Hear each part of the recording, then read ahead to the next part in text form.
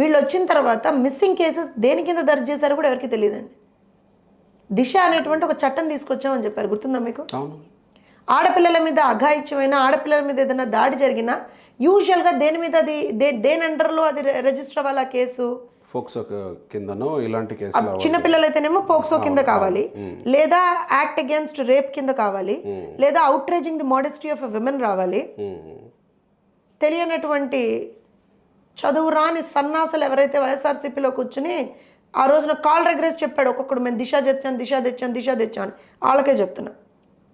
ఒక ఆడపిల్ల మీద అఘాయిత్యం జరిగినా, దాడి జరిగినా, అబ్యూజ్ అన్నా, in whatever form it is, అలాంటిది జరిగితే దేర్ ఆర్ సర్టన్ నిర్భయ చట్టం ఉంది, పోక్సో చట్టం ఉంది, యాక్ట్ అగేన్స్ట్ రేప్ ఉంది, అవుట్రేజింగ్, దానికి ఒక సెక్షన్ లేదు, ఏమీ లేదు. పోలీస్ స్టేషన్లో కూడా పెట్టుకున్నారండి. అవును సార్, మరి నేను అదే అడుగుతున్నా అండర్ నేను I'm being very honest when I ask you this. ఇప్పుడు నేను అన్నాను outraging the modesty of women, మీరు తీయండి, ఐపీసీ కింద ఉంటుంది మీకు. I'm not remembering that some 506 ఎంత ఉంటుంది అది, ఐఎమ్ నాట్ రిమెంబరింగ్. చెప్పండి. అలాంటప్పుడు ఇన్ని ఉన్నప్పుడు నిర్భయ చట్టం ఉందా, పోక్సో చట్టం ఉందా? ఇవన్నీ చట్టాలు ఉన్నాయి కదా, సెక్షన్ సో అండ్ సో అని ఉంటుంది కదా, చట్టం అయినవి ఇవన్నీ. మరి నేను అదే అడుగుతున్నా, దిశ అంటే ఏ చట్టం కింద పెడతావు నువ్వు? ఏ సెక్షన్ కింద పెట్టావు నువ్వు? ఒక అమ్మాయి మిస్సింగ్ అండి, ఏ సెక్షన్ కింద పెట్టావు నువ్వు? సో మీరు ఇవన్నీ ప్రాక్టికాలిటీస్ గోపి గారు, ఎట్లా తీయాలి చెప్పండి నాకు. కేసులే నమోదు కాలేదు అని చెప్పబోతారా మీరు? కేసులు నమోదైనవన్నీ, నమోదు కానివన్నీ ఏ హెడ్ కింద నమోదు చేశాడు, ఏ పోలీస్ స్టేషన్ లో నమోదు చేశాడు? నేను అదే చెప్తున్నాను, వీళ్ళు ఏ లెక్కల కింద పెట్టారో ఎవరికీ తెలీదు. So we have to take the records from the NCRB, we have to take the records from the local PS, we have to take the records from the home department. Yes or no? ప్రతి ఒక్కటి తీసుకుంటాం, దానికి సంబంధించినటువంటి ఒక report అయితే మేము ఇస్తామండి. అందుకే మీరు గమనిస్తే ప్రతి డిపార్ట్మెంట్ నుంచి మేము ఇవాల్టి రోజున శ్వేతపత్రాలను అడుగుతున్నాం. The clarity from the department. ఎంతమంది మహిళలు మిస్సింగ్ ఆంధ్రప్రదేశ్ రాష్ట్రం నుంచి? ఇప్పుడు ఎన్సీఆర్బీకి రిపోర్ట్ ఎక్కడి నుంచి వెళ్తుంది సార్? రాష్ట్ర ప్రభుత్వం నుంచే వెళ్ళాలి కదా, రాష్ట్రంలో ఉన్నటువంటి డిపార్ట్మెంట్స్ నుంచే వెళ్ళాలి కదా. అవును. మరి వాళ్ళ దగ్గర రిపోర్ట్ వెళ్ళినప్పుడు వీళ్ళ దగ్గర కూడా ఉండాలి కదా. డెఫినెట్గా ఉండాలి కదా. ఉన్నాయా లేవా అదే నేను అడుగుతున్నా ఇవాళ. ఉండాలి డెఫినెట్గా. సో ఇవన్నీ ఆర్ ఇంపార్టెంట్.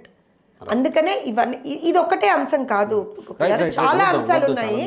ప్రతి అంశంలో కూడా వీ నీడ్ అ క్లారిటీ.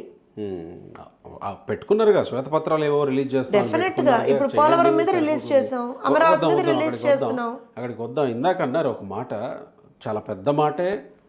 బహుశా ఒక రకంగా వైసీపీ వాళ్ళని గోతిగాడు నక్కల్ని చేసేసారు మీరు. మేం చేయడం వాళ్ళు అదే, మేం చేయడమే ఉంది కొత్తగా. మరి దొరికిపోయారుగా ఒక్క రోజులోనే. ఒక మినిస్టర్ భార్య ఎస్ఐతో ప్రవర్తించిన తీరుతోని దొరికిపోయినట్టేమో. ఎవరు దొరికారు? మినిస్టర్ భార్య ఎస్ఐతో ప్రవర్తించిన తీరుతో సాయంత్రానికి మళ్ళీ మీరే దానికి వివరణ ఇచ్చుకొని, మీరే లేకపోతే మీరు ముఖ్యమంత్రికి మంత్రి వివరణ ఇచ్చుకొని. డెఫినెట్ గా అండి, తప్పు ఎవరు చేసిన, మేమేమన్నా వైఎస్ఆర్సీపీయా? మాదేమన్నా వైఎస్ఆర్సీపీ ప్రభుత్వమా, లేకపోతే అక్కడ ఉన్నది ఏమన్నా జగన్మోహన్ రెడ్డా? నారా చంద్రబాబు నాయుడు గారు తాట తీస్తారు. ఎవరు తప్పు చేసినా తాట తీస్తారు ఒక్కొక్కళ్ళది. తన మన భేదం ఉండదు అక్కడ. తెలీదా మీకు? అందరికీ తెలుసు కదా, ప్రజలకు కూడా తెలుసు కదా. నిన్న మంగళగిరిలోనే ఒక సభలోనే చాలా సీరియస్గా చెప్పారా లేదా? 95 సీఎంని చూస్తారు మీరు, నో ఎక్స్క్యూజ్ ఫర్ ఎనీబడి. పరదాలు కడితే సస్పెండ్ చేసి అవతల పారేయండి అన్నారు ఆయన, అన్నారు కదా. సో నిన్న ఒక ఇష్యూ జరిగింది. అగైన్ దాంట్లో మేము అసలు దాని మెరిట్స్లో కూడా వెళ్ళట్లేదండి.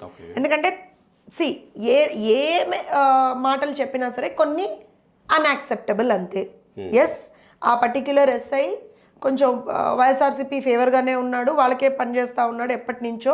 ఇంటెన్షనల్గానే 2 గంటలు డిలేడ్గా వచ్చాడండి ఆయన, అయి ఉండొచ్చు. But that does not give us an excuse to you know shout on him or anything. మేము దాన్ని ఎక్కడ డిఫెండ్ చేయట్లేదు. దాన్ని ఒక తప్పు జరిగింది, ఇమ్మీడియట్గా దాన్ని మేము ఖండించాం, ఇమ్మీడియట్గా దానికి సంబంధించినటువంటి కరెక్టివ్ చర్యలు తీసుకున్నాం.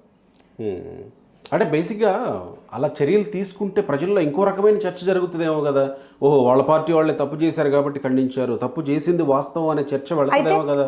అయితే ఎందుకు కాస్త మీరు మనుషులన్న ఆగే ప్రయత్నం చేయలేదు? ఎందుకు నేను అదే చెప్తున్నా, మేమన్నా వైఎస్ఆర్సీపీ అని మా తప్పులు ఏదన్నా ఉంటే హైడ్ చేసుకోవడానికి, మంచం కింద దుప్పటి మీద దుప్పట్లో కప్పెట్టడానికి, అవునా? కాదే. తెలుగుదేశం పార్టీ సార్ ఖచ్చితంగా మంచిని మంచి అంటాం, చెడుని చెడే అంటాం. మా వాళ్ళు ఎవరు తప్పు చేసినా సరే మేము ఉపేక్షించాం, అందులో డౌటే లేదు సార్, అందులో అసలు ఏమాత్రం డౌట్ లేదు. నేను చెప్పాను కదా, చంద్రబాబు నాయుడు గారు అక్కడ ఉన్నది. ఇప్పుడు నేనైనా ఒక తప్పుడు మాట మాట్లాడితే ఊరుకోరు ఆయన, ఎవరైనా సరే. భవిష్యత్తులో ఇలాంటివి జరగవు అని ఒక సందేశం ఇచ్చినట్టే జరగకూడదు. మీరు అంటున్నారు ఏమండి, మీరు తప్పు చేసినట్టు ప్రజల్లోకి వెళ్తుంది కదా అనేటువంటి భావన ఏమన్నా ఉంటుందా అని మీరు అంటున్నారు. కానీ మేము ఎలా ఆలోచిస్తామంటే, ఇవాళ ఏదన్నా తప్పిదారి ఒకళ్ళు ఏమన్నా ఒక మిస్అండర్స్టాండింగ్ ఏదయ్యి ఒక తప్పు చేశారని అనుకుందాం, ఇంకొకళ్ళు ఎవరు కూడా ఆ స్టేజ్లో కూడా అలాంటి తప్పు చేయకూడదు అంతే.